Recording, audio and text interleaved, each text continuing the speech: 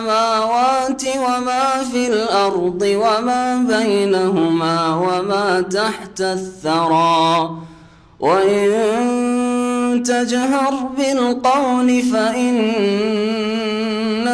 يعلم السر وأخفى الله لا إله إلا هو له الأسماء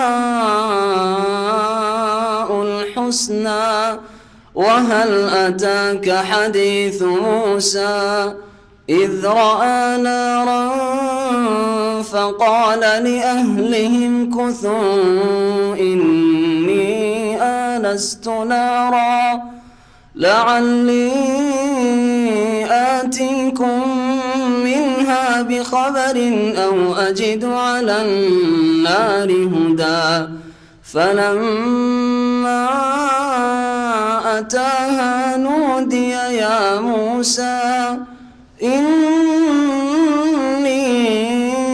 أنا ربك فاخلع نعليك إنك بالواد المقدس طوى وأنا اخترتك فاستمع لما يوحى إنني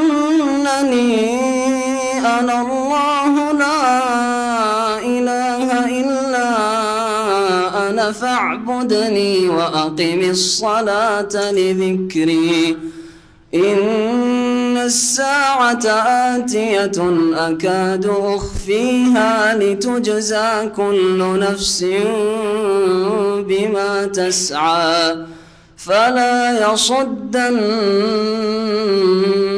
عنها من لا يؤمن بها واتبع هواه فتردى. السلام عليكم ورحمة الله وبركاته.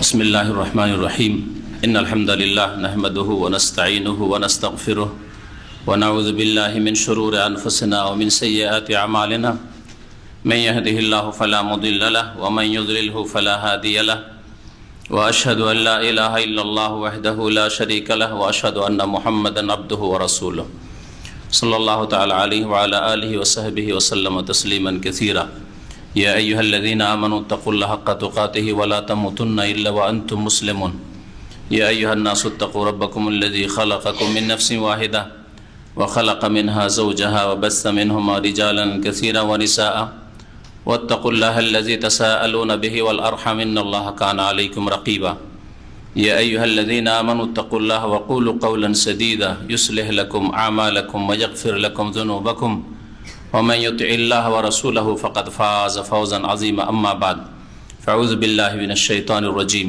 بسم الله الرحمن الرحيم طه ما أنزلنا عليك القرآن لتشقى إلا تذكرة لمن يخشى إلا تذكرة لمن يخشى تنزيلا ممن خلق الأرض والسماوات العلى الرحمن على العرش استوى له ما في السماوات وما في الأرض وما بينهما وما تحت الثرى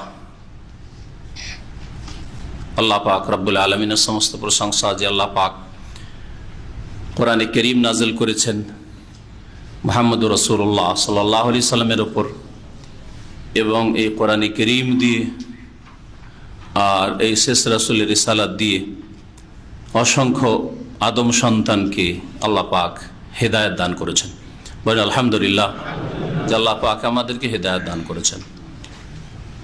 এই কোরআনে কারীম নবী করিম সাল্লাল্লাহু আলাইহি সাল্লামের জন্য যেমন ছিল কল্যাণ সৌভাগ্য, তেমন এই কোরআনে কারীম প্রত্যেক মানুষের জন্য যদি তা গ্রহণ করে তা হচ্ছে সৌভাগ্যের কারণ। কোরআনে কারীম মানুষকে কষ্টে ফেলার জন্য আসেনি। কোরআনে কারীম মানুষকে ব্যর্থ পথে নিয়ে যাওয়ার জন্য আসেনি।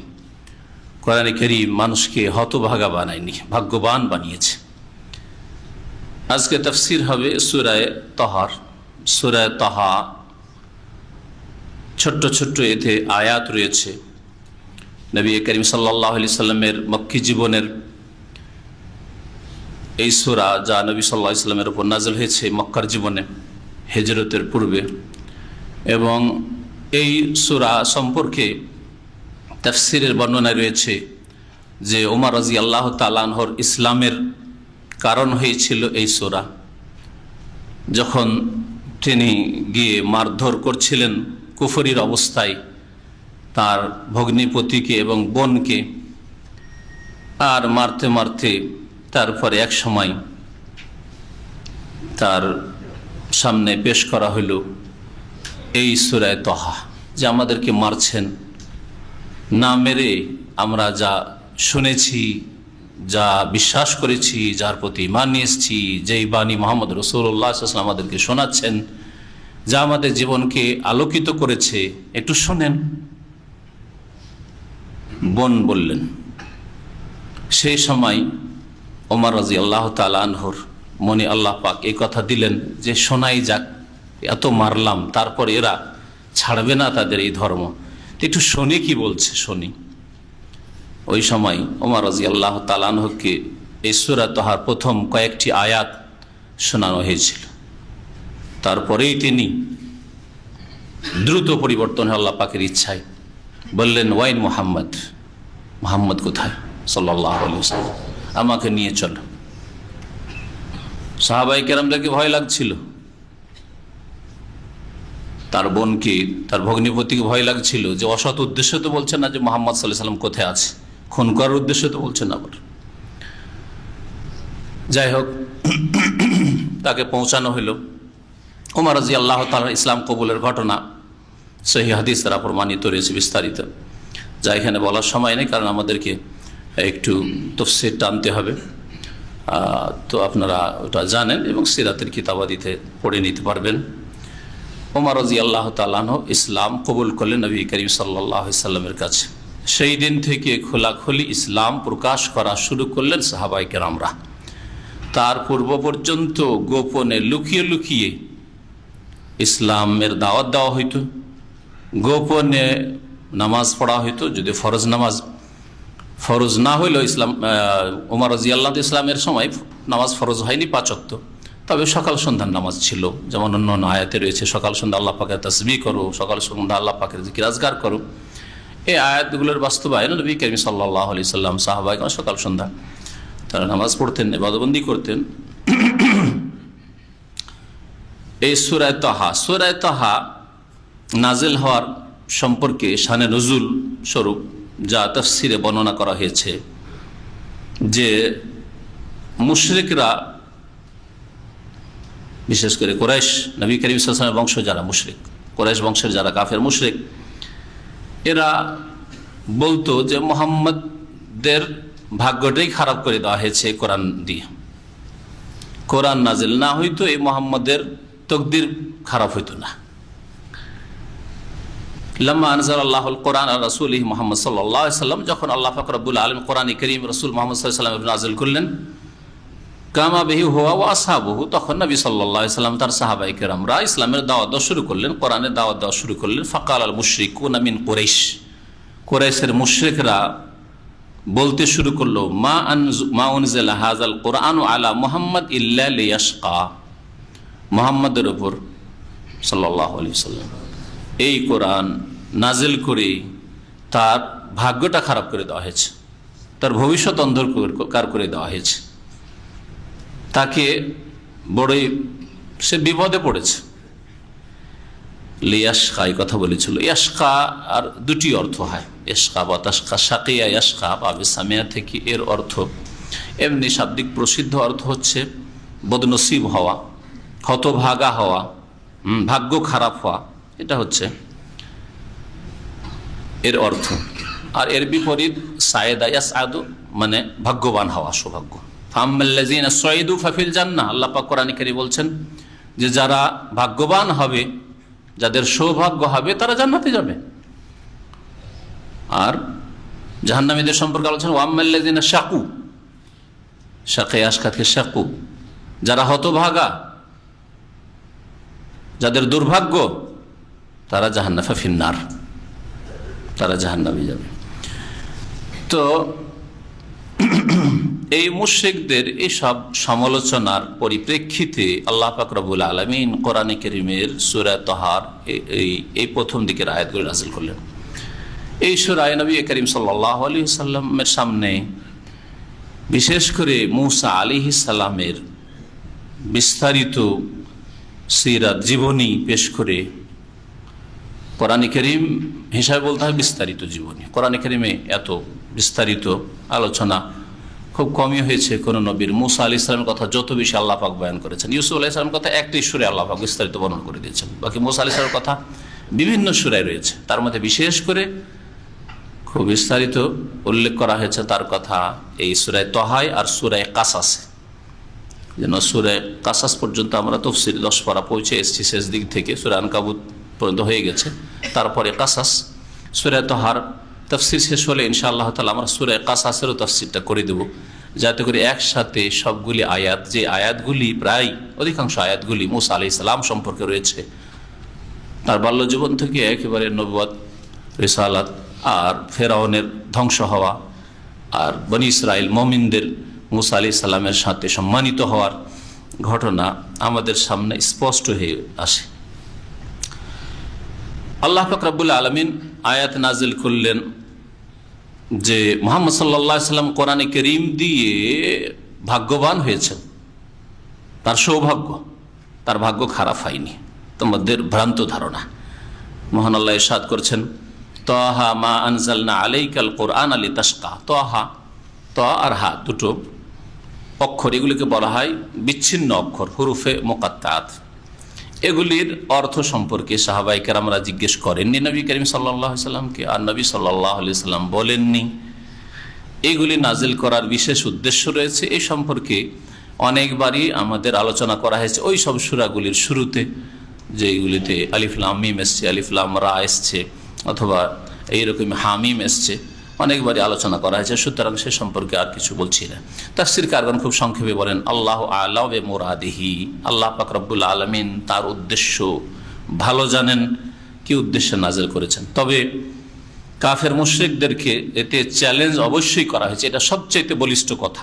এই মর্মে যতগুলি কথা বলা হয়েছে, অনেকগুলি বিদাতি কথা বলা হয়েছে। যেমন তাহা নবীর নাম, শুনেছেন না দেশি কথা? এটা নবীর একটা নাম হচ্ছে, আমাদের সে বিদাতি ওজিফার কিতাবগুলিতে আল্লাহ 99টা নামের সাথে নবীর 99টা নাম উল্লেখ আছে। দেখেছেন কেউ? সব ভুল, ভ্রান্ত। হয়তো কিছু নাম প্রমাণিত রয়েছে নবী করিম সাল্লাল্লাহু আলাইহি সাল্লামের, আর বাকিগুলি সব বানানো, বানাওয়ার সব। তার মধ্যে তাহা, ইয়াসিন এগুলো নবীর নাম, একেবারে মিথ্যা কথা আর ভুল কথা। তাহা মা আনজালনা আলাইকাল কোরআন লিতাশকা, হে নবী মুহাম্মদ সাল্লাল্লাহু আলাইহি ওয়াসাল্লাম, তোমার প্রতি কোরআন নাজিল করিনি আমি এই জন্য যে লিতাশকা, তুমি হতভাগা হবে, তোমার দুর্ভাগ্য হবে, ভাগ্য খারাপ হবে, এই জন্য আমি কোরআন নাজিল করিনি। একটি তাফসীর। আর শাকে আশকার দ্বিতীয় অর্থ তাফসীর কারগণ করেছেন এখানে, বিশেষ করে কোন কোন তাফসীর কারগণ, আর সে অর্থ বহন করে এই শব্দটি, সেটা হচ্ছে কষ্টে পড়া। কেউ কষ্টে পড়েছে, যেটাকে আরবিতে তাপ, ক্লান্তি, আনা, কষ্ট, ক্লেশ, এসব ক্ষেত্রেও এই শাকে আশকা শব্দটি ব্যবহার হয়ে থাকে। তাহলে অর্থ হবে যে হে নবী, তোমার উপর আমি কোরআন নাজিল করিনি এই জন্য যে তুমি কষ্টে পড়বে, তোমাকে কষ্টে ফেলার উদ্দেশ্যে কোরআন নাজিল করিনি, তোমাকে বিপদে ফেলার উদ্দেশ্যে কোরআন নাজিল করিনি, যে তোমার জীবনটা অন্ধকার করে দিলাম, বিপদে ফেলে দিলাম। এতে আরেকটা তাফসীর করেছেন, এই কষ্টে ফেলার উদ্দেশ্যে কোরআন নাজিল করিনি এই অর্থ করার পরে, সেটা হচ্ছে যে নবী করিম সাল্লাল্লাহু আলাইহি ওয়াসাল্লাম কোরআনের কথা যখন কাফের মুশরিকদের সামনে পেশ করতেন, আর তারা অধিকাংশ ঈমান নিয়ে আসতো না, বিশ্বাস করতো না, আর বিভিন্ন রকমের খারাপ মন্তব্য করত, শত্রুতা করত, ঈমান নিয়ে আসতো না। শত্রুতাতে যায় আসে না নবী করিম সাল্লাল্লাহু আলাইহি ওয়াসাল্লামের, শত্রুতা হবেও, তিনি জানতেন ভালো করে। কিন্তু তারা যে ঈমান নিয়ে আসলো না, আর এই লোকগুলি এই অবস্থায় মারা গেলে সবগুলি জাহান্নামের ইন্ধন হবে চিরকালের জন্য, এতে বড়ই কষ্ট পেতেন। কারণ মুহাম্মদ রাসূলুল্লাহ সাল্লাল্লাহু আলাইহি ওয়াসাল্লাম রাহমাতুল লিল আলামিন, বিশ্ব জাহানের সকলের জন্য, এমনকি সব কিছুর জন্য রহমত করুণা। তো এই রহমত মানুষ কি করে এটা বরদাস্ত করতে পারেন মানসিক দিক থেকে, যে এই লোকগুলি জাহান্নামে চলে যাবে, এই লোকগুলি আগুনে জ্বলবে, এই লোকগুলির জন্য আল্লাহ পাকের মহাশাস্তি, আল আযাবুল আকবার, মহাশাস্তি রয়েছে, দুনিয়ার শাস্তি নয়। যদি এই অবস্থায় মরে যায় তাতে বড়ই পেরেশান হয়ে যেতেন। এই বিষয়টিকে কোরআনের বেশ কিছু আয়াতে উল্লেখ করা হয়েছে, তার মধ্যে এই আয়াতের তাফসীরে বলা হয়েছে, হে নবী, তোমার প্রতি কোরআন এই জন্য নাযিল করিনি যে তুমি কষ্টে পড়ে যাবে। কেন এত মনকে কষ্ট দিচ্ছ? মানসিক দিক থেকে এত কেন পীড়িত তুমি? ঈমান নিয়ে আসুক আর না আসুক, কুলিল হাক্কু মির রাব্বিকুম, হক কথা রবের পক্ষ থেকে এসছে, তুমি ঘোষণা করে দাও, জানিয়ে দাও। ফামান শাআ ফালিয়ুমিন, যার ইচ্ছা হবে মানুক, ও মান শাআ ফালিয়াকফুর, আর যার ইচ্ছা হবে না মানুক, তোমার তাতে কি আছে? এইরকম কাফের যারা অস্বীকারী, মানবে না, তাদের জন্য আমি জাহান্নাম তৈরি করে রেখেছি। তো আল্লাহ পাক রব্বুল আলামিন তাহলে এই কথাটি বলতে চেয়েছেন এই বিষয়ে। সূরা কাহফে আয়াত, আপনারা এর আগে যে সূরা তাফসীর হয়েছে, এর আগে হয়েছে সূরা মারইয়াম, তার আগে সূরা কাহফ, তাই না? তাতে কি আছে? ফালাআল্লাকা বাখিউন নাফসাকা ইল্লাম ইউমিনু বিহাযাল হাদিসে আসাফা। ফালাআল্লাকা বাখিউন নাফসাকা, হে নবী, মনে হচ্ছে যে তুমি নিজেকে সর্বনাশ করে ফেলবে, নিজে তুমি মনে হচ্ছে যে প্রাণটা হারিয়ে দেবে, তুমি চিন্তা করতে করতে মনে হয় শেষ হয়ে যাবে তুমি। বাখিউন নাফসাকা মানে হালিকুন নাফসাকা, নিজেকে ধ্বংস করে ফেলবে, মনে হচ্ছে মরে যাবে তুমি। এইভাবে এত কেন চিন্তা তোমার, যে এরা মুসলিম হচ্ছে না, এরা ঈমান নিয়ে আসছে না, এরা জান্নাতের রাস্তা ধরলো না, তোমার তাতে কি হয়?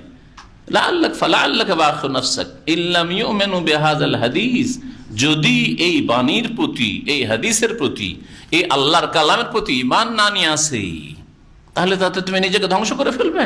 আসাফা, আক্ষেপ করে। এত আক্ষেপ কেন তোমার? এত আক্ষেপ করার কিছু নেই। আল্লাহ পাক সান্ত্বনা দিচ্ছেন। তাহলে ওই আয়াত আর এই আয়াতের তাফসীর একই। সূরা শুআরায় রয়েছে লাআল্লাকা বাখিউন নাফসাক আল্লা ইয়াকুনু মুমিনিন, তারা মুমিন হয় না, ঈমান নিয়ে আসে না, বিশ্বাস করে না, সেজন্য নিজেকে ধ্বংস করে ফেলবে তুমি। না, পেরেশান হওয়ার কিছু নেই। আল্লাহ পাক রব্বুল আলামিনের ইচ্ছা যে আল্লাহ পাক তৌফিক দেবেন কাকে? যার অন্তরে সততা আছে, যার জানে প্রাণে চেষ্টা আছে, অন্তরে সততা লাগবে যে আমি সৎ পথ চাই, আমি তৌহিদের পথ চাই, আমি নবীর পথ চাই, আমি আল্লাহ পর্যন্ত পৌঁছিতে চাই, আমি দুনিয়া আখিরাতের সুখ চাই। এই ধরনের নিয়ত যার থাকবে, এটা হচ্ছে অন্তরের সততা। আর তারপরে এর জন্য সচেষ্ট হওয়া, যার মেহনত প্রয়াস থাকবে, তাকে আল্লাহ পাক রব্বুল আলামিন তৌফিক দেবেন, সেই পথে চালাবেন। এই জন্য যারা শিরক বিদআত করে ইসলামের নামে, মুসলিম বিভিন্ন দল উপদলের, তাদের কিছু গোঁড়ারা রয়েছে, আল্লাহ কখনো হেদায়েত করবেন না।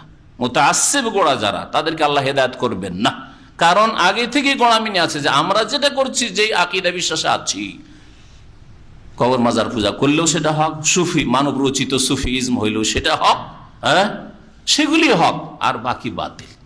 কোরআন এবং হাদিসে হক আছে, সুতরাং নিরপেক্ষ হয়ে কোরআন এবং হাদিস পড়াশোনা করি, যেখানে কোরআন হাদিস পৌঁছাবে সেখানে পৌঁছিব, এই নিয়ত নেই। এই অসৎ নিয়তের কারণে আল্লাহ পাক এই গোঁড়াদেরকে হেদায়েত করে না। তবে যারা অন্তর খুলে আল্লাহর বাণী কোরআনে কারীম পড়বো, তার অর্থ বুঝবো, রাসূলের সহিহ হাদিস পড়বো, বুখারী থেকে শুরু করবো, বুখারী মুসলিম এই হাদিসগুলি সব সহিহ, সুতরাং এগুলি দেখবো, আর ওইভাবে আমি আমার নিজের জীবন গড়বো, ওইভাবে নামাজ পড়বো, ওইভাবে আল্লাহ পাকের ইবাদত বন্দেগী করবো। কোরআনে কারীমে আল্লাহ বলছেন আসমান জমিনে কেউ গায়েব জানে না, আর ওলিয়া উলিয়া সব গায়েব জানে। এটা কি ইসলাম? কোরআনে কারীমে আল্লাহ পাক ঘোষণা করছেন যে হে নবী, তুমি বলে দাও যে আমি আল্লাহর খাজানা, আল্লাহর ভান্ডারের মালিক নাই, আর ওলিয়া উলিয়া সব দিতে পারে, কাউকে ছেলে মেয়ে দিতে পারে, কারো রোগ ভালো করতে পারে, আর চাদর চড়িয়ে দিলে একবারে সব উন্নতি হয়ে যায়। এসব কোথায় বলে যে আস্তানা মাজারে পাওয়া যায়? কোথাকার ইসলাম? তাহলে বোঝা গেল এইভাবে আমি এক একটি করে রোগের যে মুসলিম সমাজে শিরক বিদআত আর কুসংস্কার রয়েছে, ইসলামের নামে যেগুলি হচ্ছে, সেগুলি সম্পর্কে বিশেষ করে ওই রকমের যারা ইসলামের ফরজ ওয়াজিব আদায় করায় ঘাটতি, নামাজ আধা নামাজি, ফরজ আদায় করে না, হারাম কাবিরা গুনাহ করে, অন্তরে যদি সততা থাকে আর গুনাহ থেকে বাঁচবার চেষ্টা থাকে, তা আল্লাহ তৌফিক দেবেন। একজন হারাম রিজিক ছাড়তেই চায় না, কি করে আল্লাহকে তৌফিক দেবেন? আর একজন বাধ্য হয়ে গেছে, এসছে আর ওই কাজে লাগিয়ে দেওয়া আছে, কিন্তু চেষ্টা আছে যে আমি হারাম কাজ করবো না, ছেড়ে দেবো, আল্লাহ অবশ্যই তৌফিক দেবেন। অন্তরে সততা আল্লাহ পাক দেখেন এবং মানুষের কর্ম আল্লাহ পাক দেখেন। কোরআনে কারীম আল্লাহ পাক নাজিল করেছেন ভাগ্যবান করার জন্য নবী করিম সাল্লাল্লাহু আলাইহি সাল্লামকে এবং তার উম্মতকে, মানুষ তার যারা অনুসরণ করে তাদেরকে। ওয়ালা ইয়াজিদু যালিমিন ইল্লা খাসারা, আর যারা অবিশ্বাসী, মানবে না, যারা আল্লাহ পাকের কিতাবের দিক নির্দেশনা থেকে দূরে থাকবে তারা ক্ষতিগ্রস্তই হবে, তাদের ক্ষতি আরো বৃদ্ধি পাবে। ইল্লা তাযকিরাতাল লিমান ইয়াখশা, তবে এই কোরআনে কারীমে উপদেশ রয়েছে ওই সব ব্যক্তির জন্য যারা ভয় করে। লিমান ইয়াখশা, তাহলে যারা ভয় করবে যে না আমাকে সোজা পথে চলতে হবে, সোজা জীবন গড়তে হবে, ভালো জীবন, মানুষের মতো জীবন গড়তে হবে, আর সবচাইতে উত্তম আদর্শ দুনিয়া দেখলো না কোথাও শান্তি নেই, কোরআনে কারীমের আদর্শ ছাড়া উত্তম আদর্শ কোথাও নেই, রাসূলুল্লাহ সাল্লাল্লাহু আলাইহি সাল্লামের আদর্শ ছাড়া উত্তম আদর্শ কোথাও নেই। এই বিষয়গুলি আজকাল পশ্চিমারা অনেকেই চর্চা করছে, স্টাডি করছে, বুঝছে, আর শিখে জেনে শুনে ইসলাম গ্রহণ করছে। মানে আলহামদুলিল্লাহ। এইরকমই যতগুলি বিদাতপন্থীদের অনেক আলেমরা আর বড় বড় বিদাতীদের ঘরের লোক, তারা পড়াশোনা করে, এমন নয় যে তাকলিদ করে অন্ধভাবে তারা কোরআন হাদিসের পথে চলে আসছে, না, পড়াশোনা করে হাল হকিকত জেনে সত্য মিথ্যার যাচাই করে তারপরে সহি পথে চলে আসছে। সুসংবাদ, গত সপ্তাহে টেলিফোন আসলো, ফুরফুরার নাতি, ফুরফুরা পীর, যে গোটা দুই বাংলার অসংখ্য মানুষকে বিভ্রান্তির পথে নিয়ে গেছে এই পীরের তরিকত, এই ফুরফুরার নাতি সহি আকীদা গ্রহণ করেছে। আমার সাথে মক্কায় যখন ছিলাম এই শাওয়াল মাসে ঈদের কয়েকদিন পরে টেলিফোনে কথা বলেছে, আর এখনো কথা বলেছে। আলহামদুলিল্লাহ, আলহামদুলিল্লাহ। সিদ্দিকী বংশ না লিখে না তারা, এই পাবনার লোকেরা যান, কারণ পাবনাতে তাদের খানকা আছে, ঠিক না? বাংলাদেশেও খানকা, আর ভারতের হুগলিতে খানকা আর খানকা। তো নসরুল্লাহ সিদ্দিকী বলেন আলহামদুলিল্লাহ। এরা কি অন্ধভাবে চলে এসছে? হ্যাঁ, সহি পথে ছিল, ভুল পথে চলে এসছে নাকি? না পড়াশোনা করে এসছে? পড়াশোনা করে এসছে। এটা কি প্রমাণ করে? যে হক পথ হচ্ছে কোরআন সুন্নাহর পথ, হক পথ হচ্ছে সালাফে সালেহিনের অনুসরণের পথ, সালাফিদের পথ। হক পথ তাদের নাই যারা অন্ধ তাকলিদ করে, অন্ধভাবে তারা মানুষ বললে, বুজুর্গরা বললে, বড়রা বলেছে সুতরাং সেটাই দলিল, সেটা করণী, এইরকম করে না। তারা অন্ধ, যারা বড়রা করেছে, বড়রা বলেছে, আর আমাদের দল ভারী সুতরাং আমরাই ঠিক পথে আছি। এটা হচ্ছে অন্ধদের পথ। আর চক্ষুলা লোকদের পথ হচ্ছে যে কোরআন কি বলে, রাসূলের হাদিস কি বলে। আলহামদুলিল্লাহ যে আল্লাহ পাক আমাদেরকে কোরআন এবং হাদিসের রাস্তায় রেখেছেন বা নিয়ে এসেছেন, বলেন আলহামদুলিল্লাহ। যারা ভয় করবে তাদের জন্য কোরআনে কারীম উপদেশ রয়েছে। তানজিলাম মিম্মান খালাকাল আরদা ওয়াস সামাওয়াতিল উলা, এই কোরআনে কারীম নাজিল করা হয়েছে। তানজিলান মানে মুনাজ্জালুন, মাসদার নাযালা ইউনাজ্জালু ইসম মাফউলের অর্থে নাজিলকৃত বা নাজিল করা হয়েছে সেই সত্তার পক্ষ থেকে, মিম্মান সেই সত্তা, সেই জাতে পাকের পক্ষ থেকে, খালাকাল আরদা যিনি পৃথিবীকে সৃষ্টি করেছেন, জমিন সৃষ্টি করেছেন, ওয়াস সামাওয়াতিল উলা আর সুউচ্চ আকাশ সমূহকে সৃষ্টি করেছেন। আর রহমান আলাল আরশি ইস্তাওয়া, রহমান দয়াবান যিনি আরশের উপর সমুন্নত, যিনি আরশের উপর সমুন্নত। আরশ কোন দিকে? আরশ উপর দিকে। তাহলে আল্লাহ কোন দিকে? সর্বত্র, না? হ্যাঁ, জি। তাহলে যারা বলবে যে আল্লাহর আরশ মানে আল্লাহর ক্ষমতা, তারা গোমরাহ। শুনে রাখেন, আমি হালকা করে বলছি।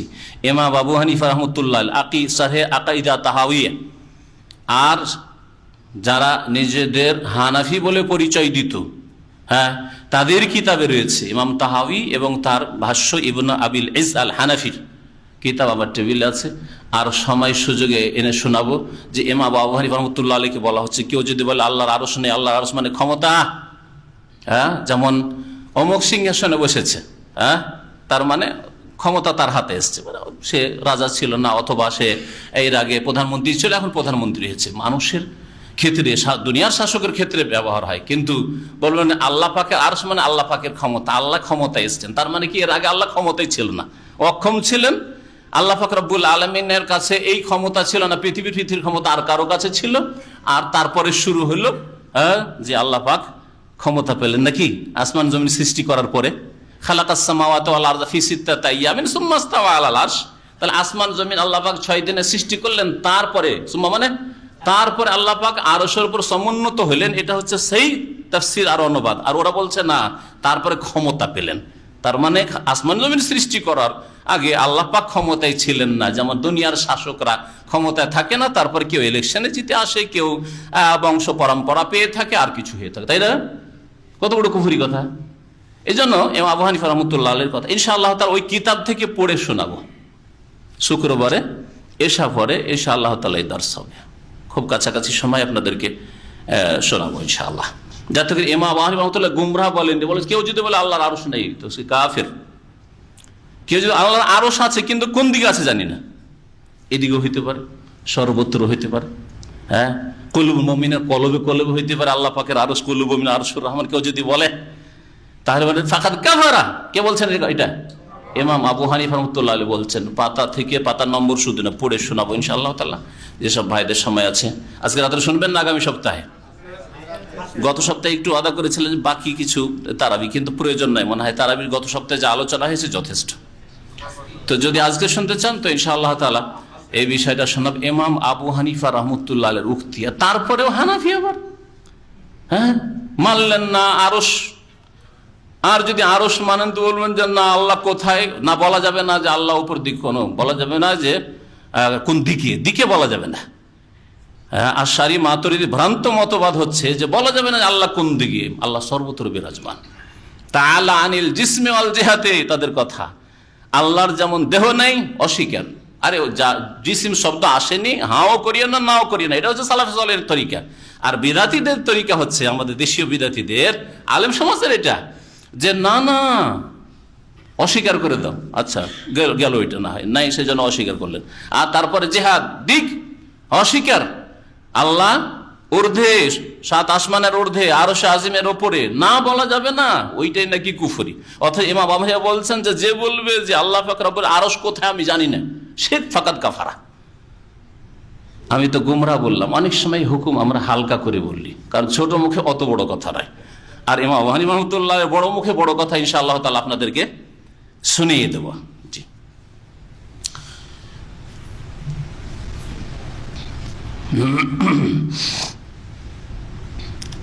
তাহলে আল্লাহ পাক রব্বুল আলামিন কোথায়, এ প্রশ্ন করা যাবে না? যাবে না। বিদাতীদের কাছে করা যাবে না, বিদাতীদের কাছে করা যাবে না। আর নবী করিম সাল্লাল্লাহু আলাইহি সাল্লাম স্বয়ং প্রশ্ন করছেন, সহিহ বুখারী হাদিস, আইন আল্লাহ। হ্যাঁ, একটি মেয়েকে স্বাধীন করবে ওর মালিক, হ্যাঁ কিন্তু দাসী, তো আইন আল্লাহ, আল্লাহ কোথায়? নবী জিজ্ঞেস করছেন। আর এই গুমরাহরা বলছে যে না, এটা জিজ্ঞাসা কর কি করলে তুমি কুফরি কথা। আচ্ছা, জবাব যদি এদের মতো জবাব আসতো, ফিকুল্লে মাকান, সর্বত্র বিরাজমান, তাহলে নবী বলতে যে মুসলমান হয়নি, যা মুসলমান হয়নি, মুসলিম হয়নি, মুমিন হয়নি। নবী কি বলছেন? নবীর জবাবে কি বলছে মেয়েটি? বলছে কালাত, বলছে ফিস সামায়ে, আকাশে, আকাশের ওপরে। ফি আলার অর্থ হয় আলাল আরশ, আরশের ওপর। তাহলে আরশ কোথায়? জি। আর বলেছেন না সেটা জানি না। যদি বলে আর জানি না যে আরশ কোথায়, জানি না বললেও ইমাম আবু হানিফা বলছেন যে কুফরি করলো। লাহু মা ফিস সামাওয়াতি ওয়া মা ফিল আরদ, আসমান সমূহে আর জমিনে যা কিছু রয়েছে সব কিছুই তাঁর। লাহু, তাঁর, কার? আল্লাহ, সব কিছুর মালিক আল্লাহ। ওমা বাইনাহুমা, আর যা কিছু এই দুইয়ের মাঝে রয়েছে। ওমা তাহতা সারা, আর যা ভূগর্ভে রয়েছে। সারা মানে মাটি, কাদা। সারা মানে মাটি, সারা মাটি, পৃথিবী। আর সুরাইয়া ধ্রুবতারা, আরবি একটু পূর্ব সারা থেকে সুরাইয়া। হ্যাঁ, তো সারা আল্লাহ পাক এখানে বলেছেন ওয়া ইন তাজহার বিল কওল, হে মানুষ তুমি যদি কোনো কথা প্রকাশ করো, প্রকাশ্যে বলা, কোনো কথা আপনি উচ্চারণ করে বললেন, প্রকাশ্যে বললেন, সেটা তো আল্লাহ জানেন। ফাইন্নাহু, আরো শুনে রাখো, ফাইন্নাহু ইয়ালামুস সিররা ওয়া আখফা, সে আল্লাহ পাক গোপন কথাও জানেন, ওয়া আখফা, আর গোপন থেকে গোপনতর কথাও জানেন। সির মানে গোপন, আর ওয়া আখফা ওর চাইতে গোপন, গোপন থেকে গোপনতর কোনো কথা, কোনো কাজ, এটা হলো গোপনে হইল। আর একটা খুব গোপনে হইল, হ্যাঁ, মাটির তলায়, একেবারে আন্ডারগ্রাউন্ডে, জমিনেই নয়, কোনো বাড়িতেই নাই, মরুভূমিতে কেউ কোথাও দেখতে পায় না, মাটির তলায়। ওয়াকফা কোনো কাজ হোক আর কথাই হোক, ওয়াখফা আওয়াজের ক্ষেত্রেও প্রকাশ্য হইলেও আর আস্তে একটু একটু হয়তো স্বর আসছে কিন্তু বোঝা যাচ্ছে না সির, ওয়াখফা ওর চাইতে কোনো গোপন যে কোনো গোপন হয়ে যাক না কেন বিষয় অথবা কথা, আল্লাহ পাক রব্বুল আলামিন তা জানেন। এটা একটা তাফসীর। তো সির মানে গোপন, আর ওয়াখফা মানে গোপন থেকে গোপনতর, ওর চাইতে বেশি গোপন যেটি, ইসিম তাফজিল। আর কেউ কেউ বলছেন না, ফাইন্নাহু ইয়ালামু সির মানে মানুষের মধ্যে মানুষ যেসব গোপন রাখে সেটা আল্লাহ পাক জানেন। ও আখফা আর আল্লাহ পাক মানুষ থেকে যা গোপন রেখেছেন সেটাও আল্লাহ পাক জানেন, মানুষ জানেন না। তার মানে আখফার তাফসীর তাহলে লুকায়িত তাকদীর, ভাগ্য, ভাগ্যের বক্স আছে আল্লাহ পাকের কাছে, বাক্স আছে, তাই না? আপনার বক্স আছে, আমার বক্স আছে, ওই বক্সে আয়ু লেখা আছে, রিজিক লেখা আছে, মত কোন জায়গায় হবে, কোন অবস্থায় হবে, হ্যাঁ কতদিন খাবে, কি পড়বে, হ্যাঁ কত ছেলে মেয়ে হবে, ছেলে মেয়ে হবে তো বাঁচবে না ইত্যাদি ইত্যাদি। এইসব বলতে গিয়ে আর সময় পার করে যাক, কথা বুঝতে সবকিছু লেখা আছে, সবকিছু লেখা আছে। কেউ জানেন কালকে কি হবে জানেন, আর 2 মিনিট পরে কি হবে, হ্যাঁ 10 সেকেন্ড পরে কি হবে, কেউ জানেন না। সুবহানাল্লাহ, এগুলো হল আখফা। আখফা আল্লাহ পাক যা গোপন রেখেছেন তাও তিনি জানেন। আর তোমরা যে গোপন রাখো, হ্যাঁ যে আল্লাহকে জানতে দেব না, অথবা জানছো যে আল্লাহ জানবে তারপরেও পাপ করে যাচ্ছ, অন্যায় করে যাচ্ছ, সবকিছুই আল্লাহ পাক জানেন। তাহলে এখানে আখফা বলে তাকদীরকে বোঝানো হয়েছে যে আল্লাহ গোপনে রেখেছেন। আল্লাহু লা ইলাহা ইল্লাহু, আল্লাহ তো সেই সত্তা যিনি ছাড়া কেউ সত্য মাবুদ নেই। এটাই হচ্ছে বান্দার ওপর প্রথম ফরজ, সেটা হচ্ছে লা ইলাহা ইল্লাল্লাহ। শুধু শব্দ ফরজ না, তার অর্থের বাস্তবায়ন ফরজ, মন্ত্র ফরজ নাই। এক শ্রেণীর লোকেরা যারা মুসলিমও আবার শিরক বিদআত করে, মুসলিমও আল্লাহ পাকের বিধান মেনে চলে না, আল্লাহ ছাড়া অন্যের সামনে সেজদা করে, কবর মাজারে সেজদা করে, পীরকে সেজদা করে, জীবিত মৃত, হ্যাঁ মনে করে যে তাদের কাছ থেকে কিছু পাওয়া যায়, ওলি আউলিয়ারা দিতে পারে। তারা মন্ত্র তো পড়ে লা ইলাহা ইল্লাল্লাহ, কিন্তু তার বাস্তবায়ন করে না। আর লা ইলাহা ইল্লাল্লাহ নাযিল হয়েছে তার বাস্তবায়নের জন্য জীবনের সার্বিক ক্ষেত্রে। আল্লাহ সেই সত্তা, লা ইলাহা ইল্লাহু, তিনি ছাড়া কেউ আর সত্য মাবুদ নেই। ইলাহ মাবুদ, আর মাবুদ যেহেতু বাতিল মাবুদ অনেক রয়েছে, হক মাবুদ একমাত্র একক আল্লাহ, সেই জন্য লা নাফি জিন্স আর ইলাহ ওর ইসিম, আর হাক্কুন বা বিহাক্কিন এটা হচ্ছে খবর। জাহেল মূর্খ বিদ্যার্থীরা বলে আরে হক কোথা থেকে বলে, এটা কোন আয়াতে আছে? আরে জাহেল লা নাফি জিন্সের ইসিম লাগে আর খবর লাগে, যেমন ইন্নার ইসিম লাগে খবর লাগে, জানা আছে। হ্যাঁ কান আল্লাহ গফুরার রাহিমা, কান আল্লাহ আল্লাহ ছিলেন, কি ছিলেন অসম্পূর্ণ আছে, গফুরান খবর। ইন্নাল্লাহ আলিমুন, ইন্নাল্লাহ আল্লাহ ইসিম, আর আলিমুন আল্লাহ সর্বজ্ঞ, সবকিছুই জানেন, এটা হয়তো খবর, তাহলে বাক্য পূর্ণ হইল। হ্যাঁ তো লা ইলাহা বিহাক্কিন বা লা ইলাহা হাক্কুন, কোন হক সত্য মাবুদ নেই। যদি বল লা ইলাহা মওজুদুন, ওরা বলবেন মওজুদুন, আল্লাহ ছাড়া কেউ নেই।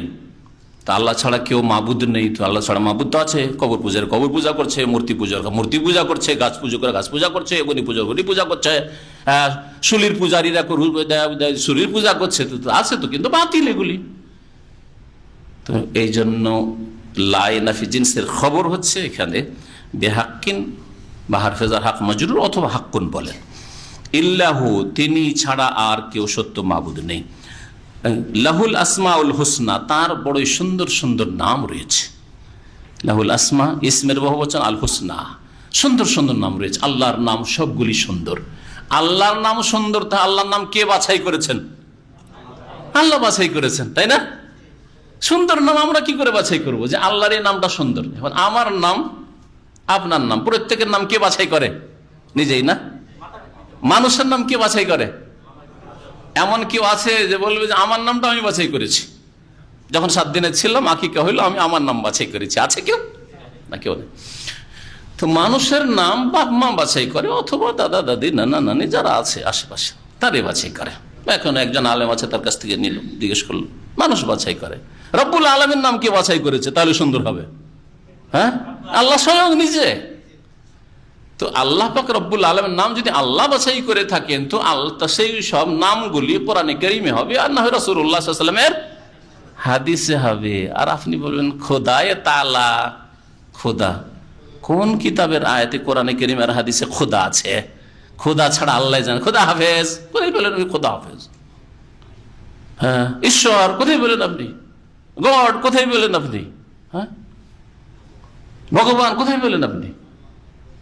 আল্লাহ, রহমান, রহিম, ইত্যাদি যেসব নাম রয়েছে কোরআন এবং হাদিস দ্বারা প্রমাণিত, সেগুলি হচ্ছে আল্লাহ পাক রব্বুল আলামিনের নাম। আর এছাড়া বহু নাম হয়তো আছে কিন্তু জানানো হয়নি। আল্লাহ যেই নামগুলি তুমি ইলমে গায়বে অদৃশ্যে রেখে দিয়েছো, জানাওনি, তাহলে আল্লাহ জানালেন না, আর কি করে জানলেন আপনি? কোন বান্দাকে আল্লাহ জানিয়েছেন যে খোদা নাম আর অমুক নাম তমুক নাম? সুতরাং এগুলি থেকে বাঁচবেন, এই মানুষের তৈরি করার নামগুলি বলবেন না। এক শ্রেণীর লোকেরা খুব টানা, বিশেষ করে উর্দু ভাষী এক শ্রেণীর লোকেরা রয়েছে, বাঙালি যারা বিদ্যার্থী, টানা হেঁচড়া করে বলছে এই খোদাটা আল্লাহ 99 নাম কোন একটার অর্থ হবে। বলেন কোনটার অর্থ খোদা? খোদা মানে যে খুদ আগিয়া, মানে নিজেই চলে এসছেন, স্বয়ং নিজেই চলে এসছেন। তো আল্লাহ 99 কোনটার তর্জমা এটা? জাব্বারের তর্জমা না মুতাকাব্বিরের তর্জমা না জুল জালালের তর্জমা না কিসের তর্জমা এটা বলেন দেখি? কি বলবেন? আল্লাহ হাফেজ। আল্লাহ কোরআনে কারীমে বলছেন ফাল্লাহু খায়রুন হাফেজান ওয়া হুয়া আরহামুর রাহিমিন। আর বাঙালি উর্দু ভাষী ভারত উপমহাদেশের লোকেরা আচ্ছা খোদা হাফেজ, ফাল্লাহু খায়রুন হাফেজান, আল্লাহ খায়রুন হাফেজ, উত্তম হেফাজতকারী আল্লাহ পাক রব্বুল আলামিন।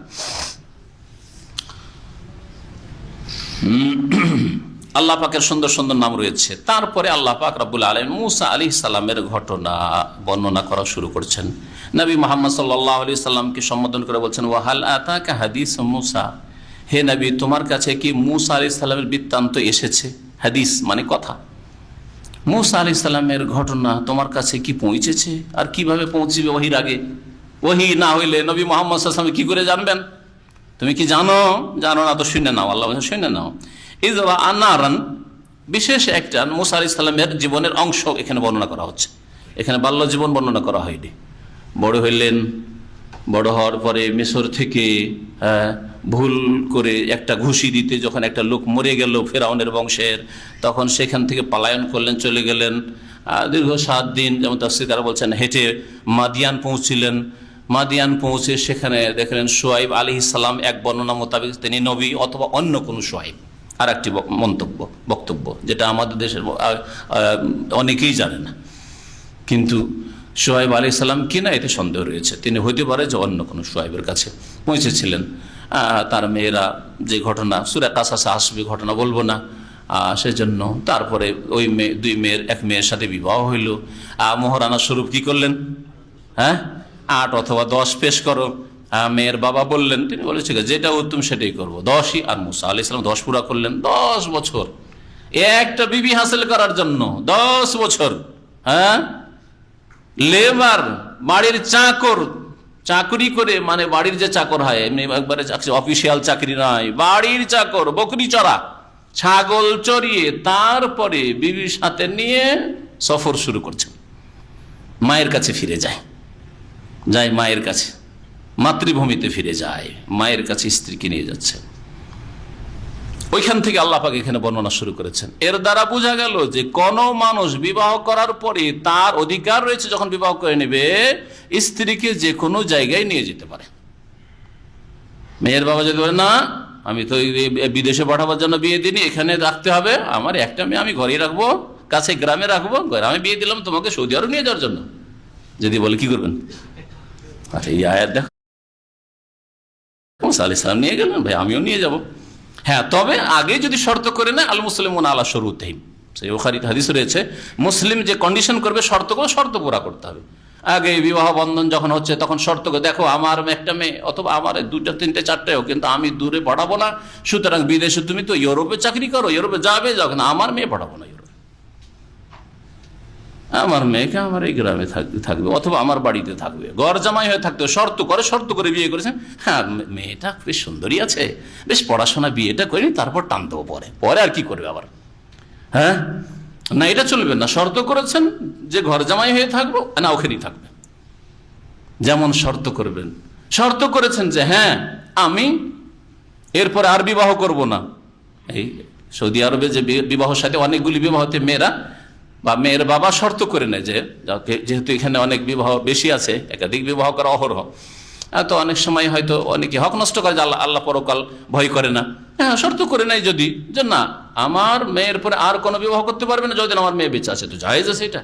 যদি শর্ত করে না, শর্ত পুরা করতে হবে। আর শর্ত যদি না করে থাকে, পরবর্তীকালে বিবাহ করতে চাইছে, যে কোনো কারণে হোক না কেন, কারণ দর্শানোর জন্য বিয়ে করা তার অধিকার আছে। না বিয়ে করতে দেবো না, তাহলে আমার মেয়েকে ছাড়িয়ে নাও। আরো কি বুঝলেন? এটাই শুধু শিখলেন? আর কি শিখলেন? হ্যাঁ, মহারানা আদায় করে বিয়ে করতে হবে, যৌতুক আদায় করে নয়। হারাম, এই হারামখোর কাপুরুষেরা হারাম খায় যারা যৌতুক নেই।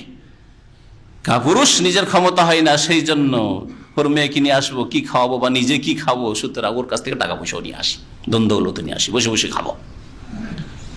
কাপুরুষ একবারে হারাম। এই যৌতুক পণ দিয়ে আসতে হবে। তারপরে বাকি ফাঁকিবাজি চলবে না। বাকির যেটা দেশে বহুল প্রচলিত, কোন মোহর হয়?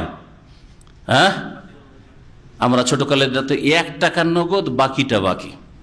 তারপরে শুরু হইলো 51 টাকা, 50 করবেন আবার, 51 টাকা নগদ, বাকিটা বাকি। তারপরে শুরু হলো 101 টাকা নগদ, বাকিটা বাকি। এসব চলে না দেশে? এত 1 টাকা, শেষখানে 1 টাকা, এটা হলো নগদ, আর বাকিটা বাকি। ধোকাবাজি, এরা প্রতারক, ধোকাবাজ। মুসা আলাইহিস সালামের আদর্শ, মুহাম্মদুর রাসূলুল্লাহ সাল্লাল্লাহু আলাইহি ওয়াসাল্লামের আদর্শ। বলেন মুহাম্মদুর রাসূলুল্লাহ সাল্লাল্লাহু আলাইহি ওয়াসাল্লাম তার সাহাবায়ে কেউ বাকি দিয়ে বিয়ে করেছেন? আরে ফিকর কিতাবের জায়েজ করার কথা আলাদা ছাড়েন, কিন্তু নবী সাল্লাল্লাহু আলাইহি ওয়াসাল্লাম একটা বিবাহ দিয়েছেন বাকিতে, যে ঠিক আছে 1 লাখ টাকা, 1 লাখ দিরহাম মোহর হলো, 50,000 আদায় করে দাও, 50,000 টাকা বাকি। এরকম একটা দেখান দেখি হাদিস, কোথাও নাই। যাই হোক, সুতরাং সুন্নতের দিকে ফিরে আসবেন। বিবাহের সুন্নত বিদাত অনেক পুরাতন আমার আলোচনা আছে। আর বিবাহ নবীগণের সুন্নত, কোরআন এবং হাদিস মোতাবেক বিবাহ করবেন। যেমন নামাজ কোরআন হাদিস মোতাবেক পড়বেন, তার বিবাহটাও কোরআন হাদিস মোতাবেক করবেন, তাহলে সত্যিকার অর্থ মুসলিম হইতে পারবেন। আল্লাহ পাক ইরশাদ করেছেন, ইজরা আন-নারান, যখন রাস্তায় যখন ফিরে আসছেন শ্বশুর বাড়ি থেকে, এখন মায়ের বাড়ি যাচ্ছেন, স্ত্রীকে সাথে নিয়ে, হয়তো বাচ্চা হয়ে গেছে অথবা সেই সময় হচ্ছে। ইজরা আন-নারান, হঠাৎ করে আগুন দেখতে পেলেন। ফাকাল লি আহলিহি, তখন নিজ পরিবারকে, স্ত্রীকে বললেন, উমকুসু, হতে পারে খাদেমও ছিল সাথে, হতে পারে মানুষের একটা পরিবার মানে স্বামী স্ত্রী ছেলে মেয়ে, আর বাড়িতে যদি একটু খাদেমা থাকে, কাজের মেয়ে কাজের ছেলে থাকে, তো সেটাও পরিবারের অন্তর্ভুক্ত বলা যায়। ফাকাল লি আহলিহি, নিজ পরিবারকে বললেন, উমকুসু, তোমরা থামো, এখানে অবস্থান করো। ইন্নী আনাস্তু নারান, আমি আগুন দেখতে পেয়েছি। লাআল্লি আতিকুম মিনহা বিকাবাসিন, হতে পারে সেখান থেকে তোমাদের জন্য আমি একটা আগুনের আঙ্গার নিয়ে আসবো। কাবাস মানে আগুনের আঙ্গার, আগুনের আঙ্গার নিয়ে আসবো। আও আজিদু আলান নারে হুদা, অথবা আমি আগুনের কাছে গিয়ে দিক নির্দেশনা পাবো, রাস্তা পাবো। হয়েছিল কি, রাতের অন্ধকারে চলছেন, অজানা অচেনা পথ, সেই যুগে না এরকম রোড রাস্তা, আর না কোনো লোকেশন দেওয়া আছে যে এইদিকে রিয়াদ যাবে, এইদিকে মেসর যাবে, এইদিকে জর্ডন যাবে, এইদিকে বাহরাইন। হারি এতগুলি দেওয়ার পর হারিয়ে গিয়ে হাইওয়ে কোথা থেকে কোথায় চলে যাচ্ছেন। যাবেন বাহরাইন ব্রিজ, আর ধরে নিয়েছেন আজিজিয়ারে রিয়াদ রোড। হচ্ছে না? হ্যাঁ, এত লোকেশন থাকা সত্ত্বেও, হ্যাঁ, এত সুন্দর রাস্তা থাকা সত্ত্বেও, তো রাতে কি যে অবস্থা ছিল, কোনো রাস্তা চিনি না, এত দূরের পথ, ছেলে মেয়েদেরকে নিয়ে। প্রথম কথা, খুব শীত ছিল, তাফসীরকার বলেছে খুব ঠান্ডা ছিল, ঠান্ডা লেগেছে, আগুনের প্রয়োজন। রাস্তাও বুঝতে পারি না কোন দিকে যাচ্ছি, উল্টো দিকে যাচ্ছি না সোজা দিকে যাচ্ছি, কোন দিকে কিছু বুঝতে পারছি না। আগুনের প্রয়োজন, নিজেকে সেঁকতে হবে। বাচ্চা, নতুন বাচ্চা, ঠান্ডা লাগলে অসুবিধা আছে, ওকেও সেঁকতে হবে। এ শেখার কথা অন্য আয়াতে উল্লেখ করলে, আল্লাকুম তাস্তালুন, আগুন এনে দেবো, তাতে হয়তো তোমরা নিজেকে বাচ্চাকে সেঁকবে। রাস্তাও পাবো, রাস্তা বুঝতে পারবো। ওখানে গেলে কোনো মানুষ নিশ্চয়, আগুন জ্বলছে তার মানে মানুষ। প্রাচীন যুগে কোথাও আগুন যদি আলো দেখতো তো বুঝছে না কোনো লোক আছে, তাহলে যাই একটু এগিয়ে যাবে দিকে যাই, হয়তো ওখানে গিয়ে জিজ্ঞেস করবো যে মেসরের রাস্তা কোন দিকে। ফালাম্মা আতাহা, যখন ওখানে এসে পৌঁছিল, নু দিয়ে, তখন তাকে ডাক দেওয়া হইল। কে ডাক দিলেন? আল্লাহ পাক ডাক দিচ্ছেন, ইয়া মুসা, হে মুসা, ইন্নী আনা রব্বুকা, নিঃসন্দেহে আমি তোমার প্রতিপালক রব। ফাখলা না আলাইক, সুতরাং তুমি তোমার দুই স্যান্ডেল, দুই জুতা খুলে ফেলো। ইন্নাকা বিল ওয়াদিল মুকাদ্দাসে তুয়া, নিশ্চয়ই তুমি পবিত্র উপত্যকায় এসছো, যার নাম হচ্ছে তুয়া। তুয়া নামক পবিত্র উপত্যকায় পৌঁছিয়েছো বা এসেছো, সুতরাং এখানে তুমি তোমার জুতা খুলে ফেলো। আল্লাহ পাক রব্বুল আলামিন ডাক দিলেন। এখানে শুধু বলেন আল্লাহ ডাক দিলেন, কোথা থেকে ডাকটা আসলো এই কথা উল্লেখ নেই। সূরা কাসাসে রয়েছে মিনাশ শাজারাতিল মুবারাকা, বরকতময় গাছ থেকে একটা আওয়াজ আসলো। আল্লাহ পাক রব্বুল আলামিন ডাক দিয়ে বললেন ইন্নী আনা আল্লাহ, এখানে হচ্ছে ইন্নী আনা রব্বুক, আমি আল্লাহ, আমি রব। জুতা খুলতে কেন বলা হলো? একদল বলছে জুতা খুলতে এই জন্য বলা হয়েছিল, সেটা গাধার চামড়া দিয়ে তৈরি ছিল, কিন্তু হয়তো এটা ঠিক নয়, আল্লাহু আলাম।